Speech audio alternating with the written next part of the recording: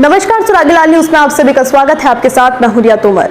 आप सभी को पता होगा कि नगर निगम द्वारा लगातार प्रयास किए जाते हैं कि कूड़ा करकट जो है वो एक तरफ को कलेक्ट हो जाए, जिससे गंदगी ना फैले और लोगों को अस्वच्छता ना फैले और लोग स्वच्छ रहें।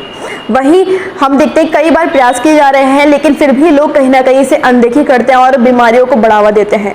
वहीं एक चीज सामने आती है कि नगर निगम द्वारा कई प्रयास किए जाते हैं और कई चीज ऐसी होती है जो पैसा लगाकर किए जाते हैं। मैं ये आपको बताना चाहूंगी कि वित्तीय वर्ष में राजस्व मिलता है नगर निगम को, उसके उपयोग से लोगों की सहायता की जाती है, लोगों के लिए सुविधाएं दी जाती हैं। इन सब की जानकारी के लिए मेरे साथ मौजूद हैं एमएनए विवेक राय जी। सर, मैं जानना चाहूंगी किस तरह का वित्तीय वर्ष मिला था आपको और राजस्व कितना खर्च हुआ है?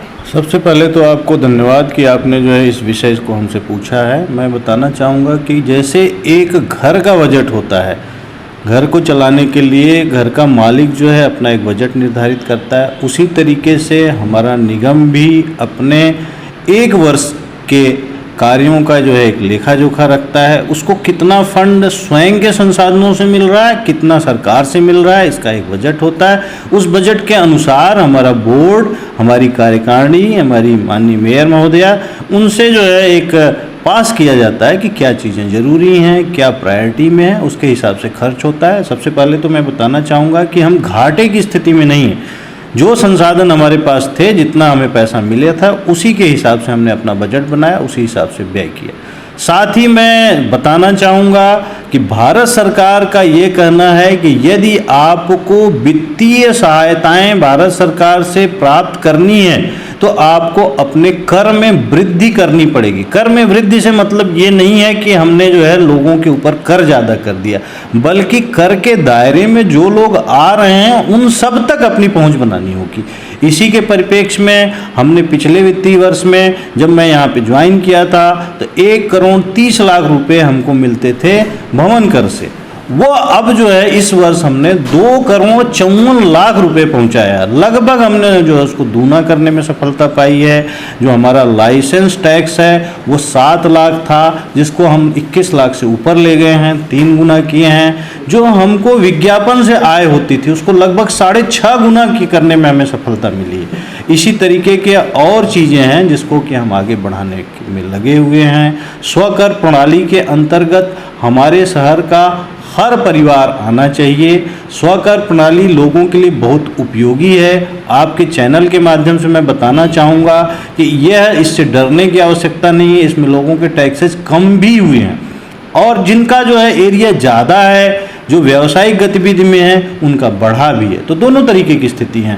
टैक्स के दायरे में आने से आपको नगर निगम का एक प्रमाण पत्र मिलता है, कर की पर्ची मिलती है, जो बहुत सारी योजनाओं में आपके लिए उपयोगी साबित होती है। तो जो लोगों ने अपना कर नहीं जमा किया है, सेल्फ असेसमेंट नहीं किया है, वो सेल्फ असेसमेंट करके अपना कर जमा कर लें। सर, जैसे कि अभी वित्तीय वर्ष समाप्त हुआ है, नया वित्तीय वर्ष शुरू हुआ है, तो क्या योजनाएं हैं नगर निगम की आगे?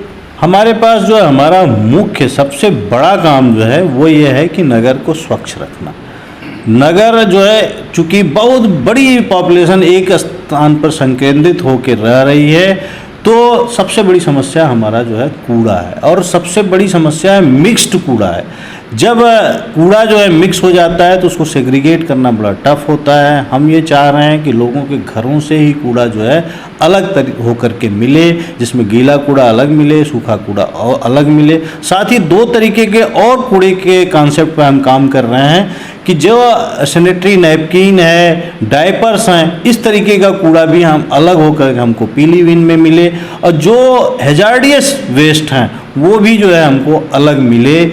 ऐसे ई हैजार्ड्स जो हैं, ई कूड़े, वो हम एक दिन फिक्स किए हैं लेने के लिए। तो इस पे हम काम कर रहे हैं। साथ ही से मतलब दूसरा हमारा काम होता है कि विकास की जो है योजनाएं चलाना। वो जिस तरीके से हमारे पास फंड है उसके हिसाब से हम सड़क, नाली, खड़ंजे, लाइटिंग, इन सब पर भी खर्च करने की अपनी एक योजना बनाए हैं।